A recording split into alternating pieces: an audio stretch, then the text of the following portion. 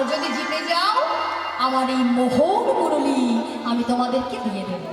যেই বলেছে সখীরা রাধারানীকে গিয়ে বলছে, আয় না হে, শোন শোন, শুনতে পেয়েছিস তো? ওই গোবিন্দ কি বলেছে না, তার সাধের মোহন মুরলী, যে বাঁশি ছাড়া গোবিন্দ কিছু জানে না, আর যে বাঁশি বারে বারে ঘরের বাহিরে আমাদেরকে করে আনে, সেই গোবিন্দের বাঁশি কিন্তু আজকে আমাদের নিতেই হবে, তাই তো মা? গোবিন্দের বাঁশিটা নিতেই হবে। তা রাধারানী বলছে, সখী রে, তোরা আমায় বলে দে, আমি কি পারবো? বলছে, তোকে পারতে হবে। আজকে এই রাসমণ্ডলে নৃত্য করে তোকে জয় লাভ করতেই হবে। তাই শ্রীমতী রাধারানী আজকে রাসমণ্ডলী আজকে নৃত্য করতে লাগলেন। নিতাই গৌর হরিবল।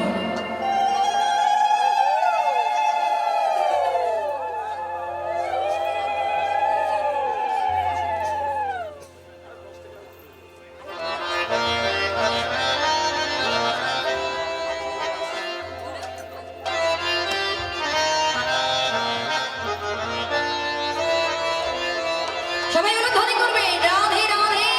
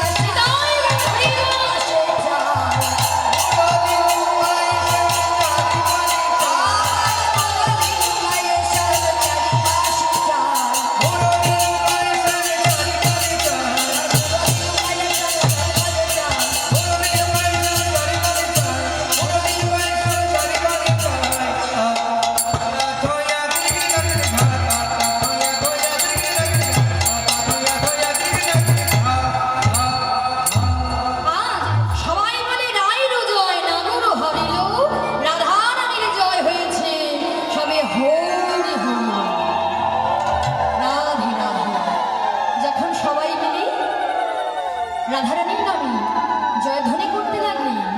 এবার গোবিন্দ আমার তার সাধের মোহন মুরলীটা লুকাতে শুরু করলেন। কেমন লুকাতে শুরু করলেন? এবার স্বামীর কাছ থেকে গিয়ে বলছে, আয়সা শোনো শোনো, এই বাঁশিটি তো তোমাকে দিতেই হবে। বলছে, কেন? বাঁশিটি কেন নেবে? কেননা তোমার ওই বাঁকা সোনের বাঁশি আমরা ভেঙে দেব। যে বাঁশি ঘরেই রইতে দেয় না, সেই বাঁশি ভেঙে দেব। তখন গোবিন্দের বদনটা একেবারে যেন কালো হয়ে গিয়েছে। তখন রাধারানী বললেন, সখী রে, তোরা আমার প্রাণ মধুকে বলে দে, আজকে যদি আমার মধু নৃত্য করে জয়লাভ করতে পারে, তাহলে মধুকে আর বাঁশিটা দিতে হবে না, তাই তো মা? গোবিন্দ যদি নৃত্য করে জয়লাভ করতে পারে, আর বাঁশিটা দিতে হবে না, কিন্তু গোবিন্দের বাঁশিটা রাত্রি আর একজনকে দিতে হবে। তো দেখি আমার বাবাদের মধ্যে একজন আসুন তো, যে আমার গোবিন্দের বাঁশিটা রাখবে। পয়সা দিতে হবে না, শুধু চলে আসুন, গোবিন্দের বাঁশিটা রেখে দিলেই হবে।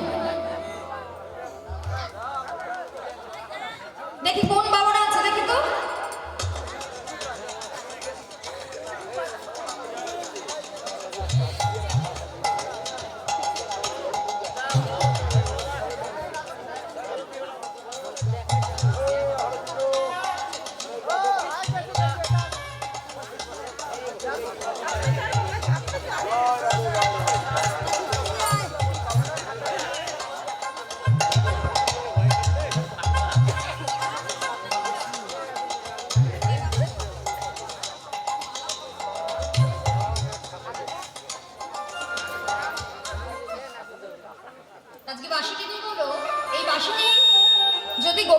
ঋতুতে জয়লাভ করতে পারে তাহলে গোবিন্দের বাসে আমরা গোবিন্দকে দিয়ে দেবো।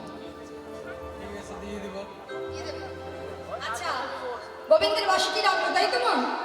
নিতাই গৌর হরি বল হরি বল।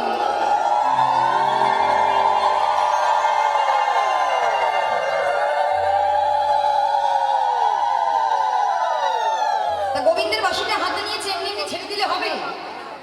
হবে কি?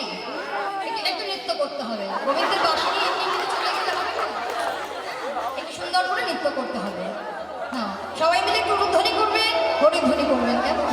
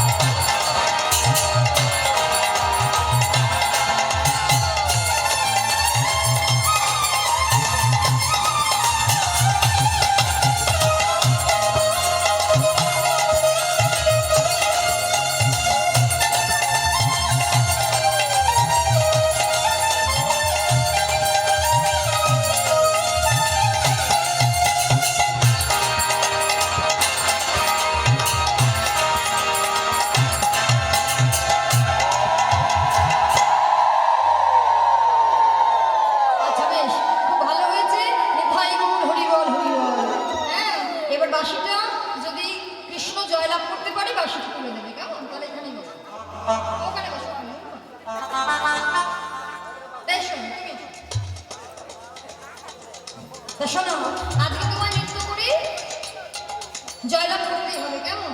তা শোনো, তুমি যেমন আমাদের রাধারানীকে পণ রেখেছিলে, আজকে আমরাও পণ রাখবো। কি পণ রাখবো? তাহলে শোনো, এখানে দাঁড়াও।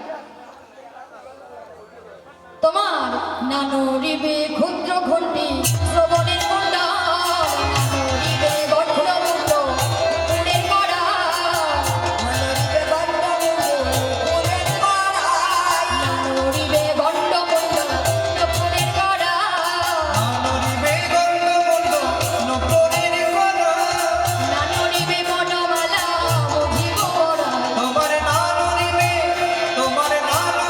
মনোমালা বুঝিব বড়া। কি বলেছি বলতো? কোনো কিছু মানে কি? নানুরিবে গণ্ডমুণ্ড, গণ্ডমুণ্ড মানে তোমার গলা হতে মুন্ড নড়বে না, কেমন? আর নুপুরে দ্রুত গতিতে নৃত্য করবে, নুপুরের পাড়ায়ও বাজবে না, কেমন? আবার নানুরিবে বনমালা, এই বনমালাটাও কিন্তু তুলতে পারবে না। আর কি করবে? আর কি কি নড়বে না শুনে নাও। ও গো নানুরিবে ক্ষুদ্র ঘণ্টি শ্রবণের কন্যা, নানুরিবে ক্ষুদ্র ঘণ্টি শ্রবণের কন্যা, নানুরিবে ক্ষুদ্র ঘণ্টি শ্রবণের কন্যা, নানুরিবে ক্ষুদ্র ঘণ্টি শ্রবণের কন্যা, নানুরিবে নাসারবতী নয়নের পর। নানুরিবে নাসারবতী নয়নের পর। এই শোনো, একটা বড় কথা কি শোনো, নানুরিবে ক্ষুদ্র ঘণ্টি, কেমন? বুঝতে পারছো? দেখো, যেন নড়ে না, যেন নড়ে না, যেন নড়ে না। আরে বাবা, কে নড়ার কথা বলছো? তোমার ঘণ্টি যেন নড়ে না গো, ঘণ্টি যেন নড়ে না গো, ঘণ্টি যেন নড়ে না গো, ঘণ্টি যেন নড়ে না। তুমি সাবধানেতে নৃত্য করো, ঘণ্টি যেন নড়ে না। তুমি সাবধানেতে নৃত্য করো, ঘণ্টি যেন নড়ে না গো। আরে বাবা, ছোটবেলায় গোপাল এত দুষ্ট ছিল, মা তো একটা ক্ষুদ্র ঘণ্টি বেঁধে দিয়েছিল, তাই তো মা? তা শোনো কেন, এখন এত বড় হয়ে গেলে এখনো তো ক্ষুদ্র ঘণ্টি খোলোনি। তাই শোনো, তুমি যখন নৃত্য করবে যেন ওই ঘণ্টি যেন না বাজে, কেমন?